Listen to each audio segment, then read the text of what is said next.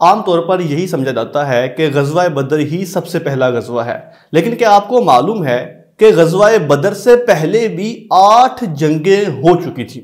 ان میں سے 4 سریہ تھے اور 4 غزوات تھے۔ سریہ کہتے ہیں ایسی جنگ کہ جس کی قیادت نبی صلی اللہ علیہ وآلہ وسلم نے خود نہ کی ہو بلکہ کسی صحابی کو اس کا امیر بنا کر بھیجا ہو، جبکہ غزوہ کہا جاتا ہے ایسی جنگ کہ جس کی قیادت خود نبی صلی اللہ علیہ وآلہ وسلم نے کی ہو۔ غزوہ بدر 2 ہجری میں ہوتا ہے، لیکن اس غزوے سے پہلے بھی 4 سریہ اور 4 غزوات ہو چکے ہیں۔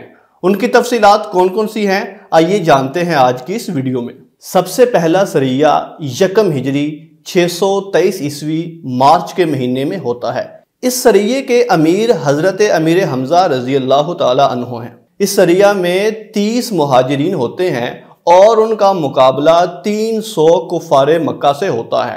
کفار مکہ کا سردار ابو جہل ہوتا ہے۔ اس پہلے سریے کے علم بردار حضرت ابو مرثد غنوی رضی اللہ تعالی عنہ ہوتے ہیں۔ اس حساب سے سب سے پہلے سریے کا یا سب سے پہلی جنگ کا نام سریہ سیف البحر ہے، اور سب سے پہلے امیر جو مقرر کیے گئے وہ حضرت امیر حمزہ ہیں۔ سب سے پہلے علم بردار حضرت ابو مرثد غنوی رضی اللہ عنہ ہیں، اور اس پرچم کا رنگ سفید تھا۔ 30 مسلمانوں کا مقابلہ 300 کفار مکہ کے ساتھ ہوتا ہے، لیکن قبیلہ جہینیہ کے سردار مجدی بن عمر کی کوششوں سے یہ جنگ رک جاتی ہے۔ دوسرا سریہ 1 ہجری اپریل 623 میں ہوتا ہے۔ اس سریے کے سردار ابو عبیدہ بن حارث رضی اللہ عنہ ہیں۔ اس سریے کا پرچم بھی سفید رنگ کا ہے اور علم بردار مصطح بن اساسہ رضی اللہ عنہ ہیں۔ مسلمانوں کی تعداد 60 ہے اور کفار کی تعداد 200 ہے۔ کفار کے لشکر کے امیر ابو سفیان ہیں۔ دونوں طرف سے تیر چلائے جاتے ہیں لیکن کوئی باقاعدہ جنگ نہیں ہوتی۔ تیسرا سریہ 1 ہجری مئی 623 عیسوی میں ہوتا ہے۔ اس قافلے کے امیر سعد بن ابی وقاص رضی اللہ عنہ ہیں۔ سفید رنگ کا پرچم ہے اور علم بردار مقداد بن اسود رضی اللہ عنہ ہیں۔ اس قافلے میں مسلمانوں کی تعداد 20 ہوتی ہے۔ مسلمان ایک لشکر کے لیے نکلتے ہیں لیکن ان سے مقابلہ نہیں ہوتا۔ پہلا غزوہ کہ جس کے لیے نبی صلی اللہ علیہ وآلہ وسلم خود مدینے سے نکلے ہیں وہ اگست 2 ہجری 623 عیسوی میں ہوتا ہے۔ نبی صلی اللہ علیہ وآلہ وسلم 70 مہاجرین کو لے کر مدینے سے نکلتے ہیں اور حضرت سعد بن عبادہ رضی اللہ عنہ کو مدینے میں اپنا نائب مقرر کرتے ہیں۔ اس غزوے کو غزوہ وداع یا غزوہ ودان کہا جاتا ہے۔ مسلمانوں کے پرچم کے علم بردار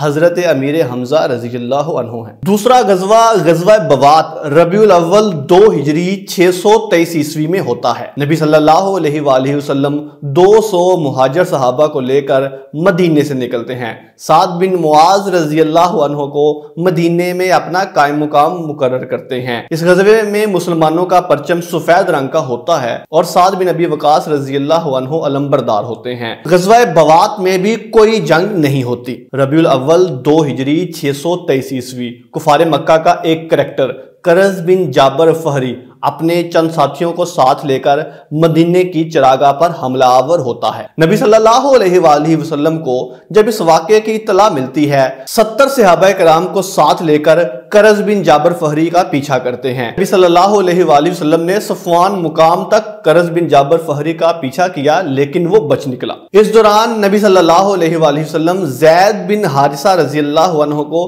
مدینے میں اپنا قائم مقام بناتے ہیں۔ اس لشکر کے علم بردار حضرت علی رضی اللہ تعالی عنہ تھے۔ اسی غزوے کو غزوہ صفوان یا غزوہ بدر اولا کہا جاتا ہے۔ جمادی الاول 2 ہجری 623 عیسوی غزوہ ذو العشیرہ ہوتا ہے۔ نبی صلی اللہ علیہ وآلہ وسلم اپنے ساتھ 150 مہاجرین صحابہ کرام کو لے کر ایک کفار مکہ کے قافلے کی تلاش میں نکلتے ہیں، لیکن معلوم ہوتا ہے کہ نبی صلی اللہ علیہ وآلہ وسلم کے پہنچنے سے پہلے ہی وہ قافلہ نکل چکا ہے۔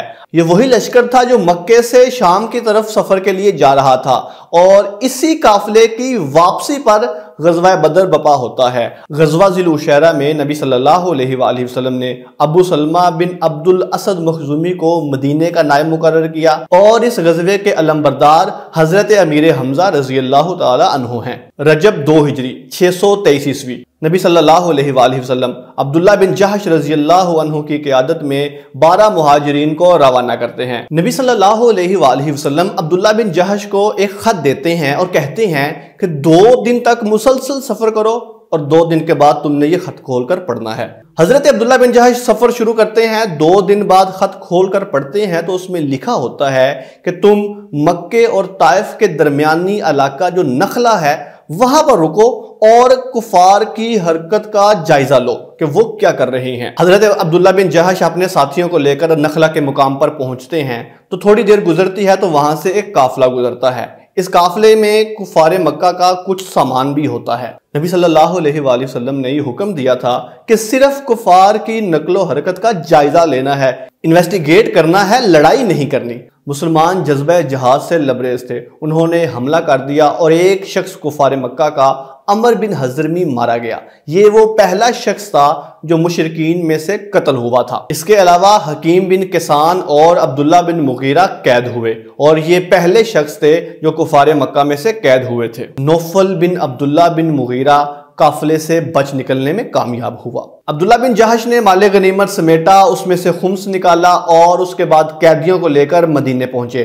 نبی صلی اللہ علیہ وآلہ وسلم کو جب اس واقعے کی اطلاع ملی تو نبی صلی اللہ علیہ وآلہ وسلم نے برہمی کا اظہار کیا، قیدیوں کو رہا کر دیا اور جو شخص قتل ہوا تھا اس کا خون بہا دیت بھی ادا کی۔ کرج بن جابر فہری کا مدینے پہ حملہ کرنا اور پھر اس طرح عمر بن حضرمی کا مارا جانا، یہ ساری وجوہات تھیں جو غزوہ بدر کا پیش خیمہ ثابت ہوئیں۔ اگر ابھی تک آپ نے غزوہ بدر کی مکمل تفصیلات والی ویڈیو نہیں دیکھی تو یہاں لنک پہ کلک کر کے آپ وہ ویڈیو دیکھ سکتے ہیں۔ ابھی تک کے لیے اتنا ہی، آپ کی سماعتوں کا بہت شکریہ۔ اللہ حافظ و ناصر۔